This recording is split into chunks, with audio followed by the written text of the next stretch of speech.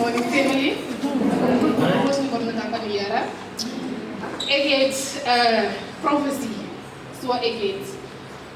Zeker ook van laatst jaar af vrij verpalen om je werk. Maar dat is niet makkelijk. En last month heeft hij toch voor mijn zuster geprofiteerd op Facebook en gezegd, ik zie veel met mijn zuster tegen contract. Amen. Dat was last month geweest. Nog in het begin van laatst van ik dan toch. En ik bid en ik bid. Ik stuur alles voor profit boodschap. Maar profit bid voor mij.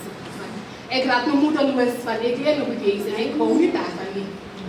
En 2 weken terug, ik leer deze vrijdag, niet donderdag, ik leer deze. Ook niet nog klaar gebed in het leven. Hier word ik gebeld. Hij, hoe gaat het daar? Moet ik goed doen. Toen vraagt die man voor mij, is het bezig? Toen zei ik, nee, ik is het bezig niet. Toen zei ik, oké, kan je toch aankomen? Ik ken de sport, is short notice, maar kan je aankomen en dan stop ik je praat. Toen zei ik, oké, maar je hebt me nog recht, toen ga ik nog tijd dit. Want ze doen je vandaag geen interview. Die man in het begaf, daar was gewoon naam. Ik heb het graag gekeken. Toen zei ik, ja, ik heb me gerekend. Toen zei ik, oké, maar dan kan ik hem beginnen. En toen heb ik me gevraagd, toen zei ik, ik kan morgen.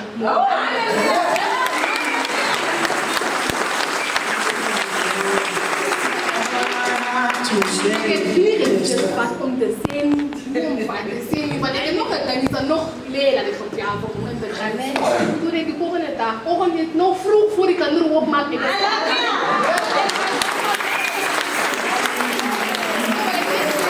Dank u wel, Heer. Dit is mijn tweede testimony wat ik hier kom geven. Zodat er nog komt, dat er nog komt.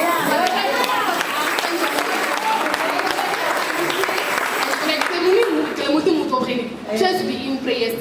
Blijf bidden. Want we kunnen nooit op je minste tijd zal leren te gebeuren.